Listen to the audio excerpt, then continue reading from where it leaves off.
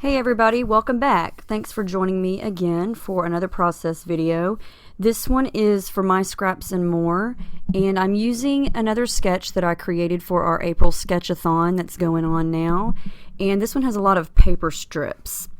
And I'm using the American Crafts Rise and Shine collection from Amy Tan. I am completely in love with the colors in this kit. It's just crazy awesome. And so I picked a couple of contrasting colors and patterns there. I decided to go with that bright pink with the little white dots and match it up with the black and white chevron lines, little lines there, whatever you want to call that. Little lines making chevrons. And if I ever use an entire sheet of pattern paper like that, I always like to cut the rest of it off that's not being used in case I want to use it for layering or something like that. So that's why I cut that out. So I've got a lot of the barcode strips or the branding strips. Went through all the papers and cut off ones that they're all different colors, different patterns. Some of them are from actual papers, but most of them are barcode strips. And this is a sketch that you can use little strips for, and it creates a big impact even though you're using minimal pieces of the paper for the strips part. So the orange piece is apart from the 4x6 cut aparts, one of those pattern papers that has the 4x6 squares or rectangles on there. And I wanted to have a lot of different colors represented, so I pulled down that orange under the picture there, and I'm going to center the photo right there. And I've used a little pop dot just to kind of, I didn't want to officially glue it down yet, but I wanted to keep it in place to where I could put all my strips down. And they're kind of crooked at first, but I go back and center them up so they're a little more straight. And I'm just layering them under the picture, and I'm using my ruler to make sure they're straight. And I'm kind of overlapping some of them, and I try to, put a pattern next to a solid and a different color next to a different color, so it's not too much the same. So I'm taking some white gesso because I want to add some mixed media to this, some gelatos and some modeling paste. And I realized at this point that I forgot to stick down that orange piece. I went crazy with the modeling or the gesso and realized, oh, hello, you have to stick that down or it's going to move. So I did that, and then I spent quite a bit of time adding gesso, and I'm just using it to fade out some of the colors and patterns, especially down there at the bottom. And now I'm just taking a 6x6 Crafters Workshop stencil, and it's just messy, sketchy lines. It's not anything that's an exact pattern, and I wanted this to be subtle. I didn't want to add a lot more pattern to the bottom because of that chevron paper. It's already kind of busy down there. For me, I think it's a busy pattern, so the gesso kind of blends that out and separates that from the bright colors and the orange and the pink there.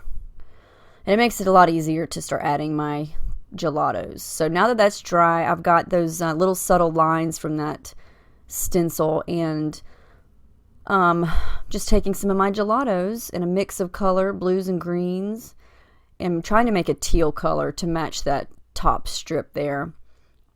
And I'm just doing what I've been doing for the last several months, and just using the packaging technique. It's fast, it's fun, it's easy.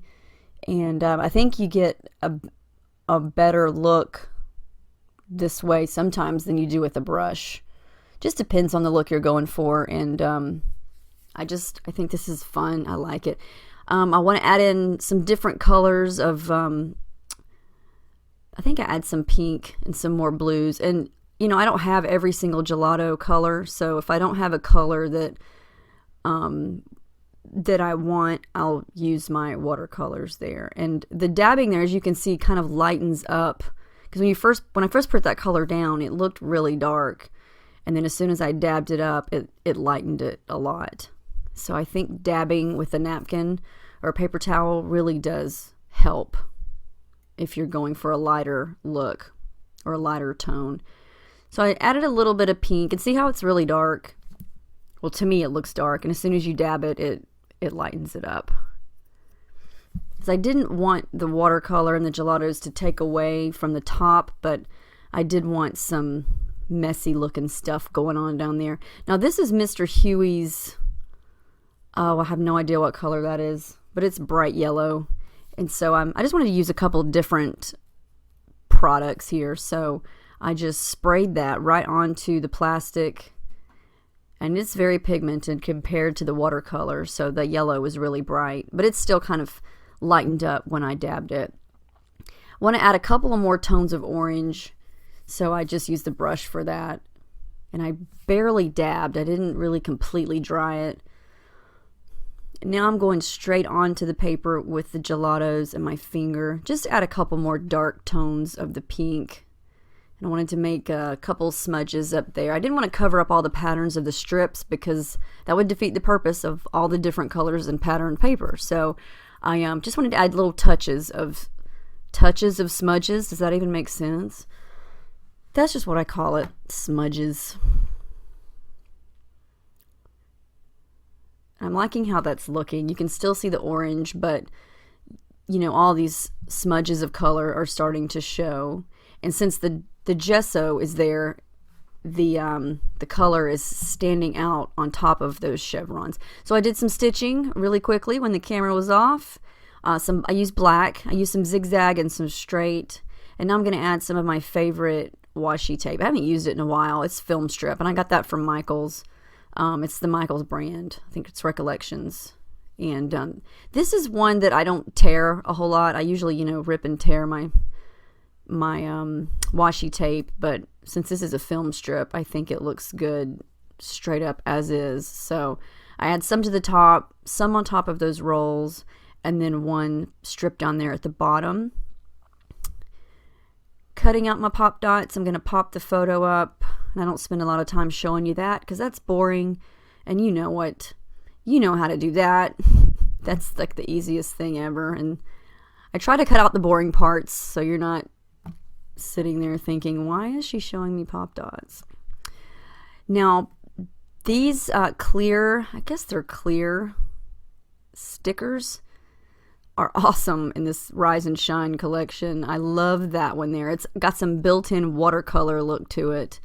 It looks really, really good right there. I'm taking one of those wooden tags from the collection, and it's just wood color, but of course I can't have it just wood color. I need a pop of yellow, so I cover it with some gesso just to make it white, and then so easy. I just use a gelato, put a little bit on it, use my finger, and it's done. Bright yellow. Love it. Now I don't know where I'm going to put it. And I was just taking my Cricut, whatever that tool is. It came with my Cricut a long time ago, but I still use it. It's real sharp. I was digging out in the grooves. There was some gesso caught in there. That's what I was doing.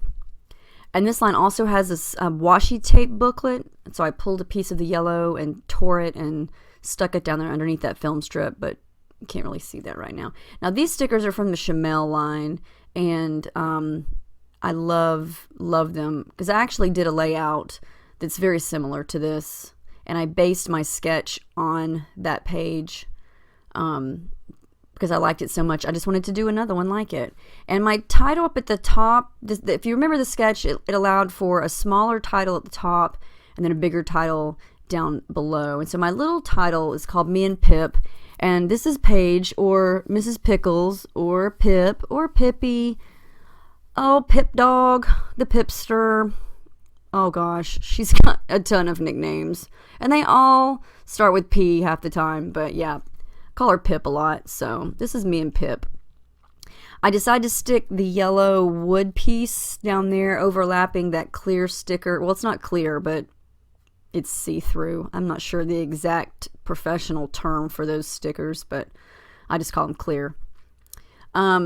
I wanted to add something to the top, a couple of little hearts, so I got the 6x6 paper pad out and punched a yellow and a teal and white striped heart, and I'm not quite sure yet what I'm going to do with them, so I just kind of leave them there for now. And I cut a piece of another that together. That's actually from one of the 6x6 papers, and it's also in a 12x12. And I just wanted the word together, so I cut it and then tore it. And I'm using these new thickers that come with this collection, and there's just so many cool words. I couldn't decide, so I just picked Love Right Now. And this picture is actually on Paige's 3rd birthday. She's 6 now, so these are 3 years old, over 3 years old.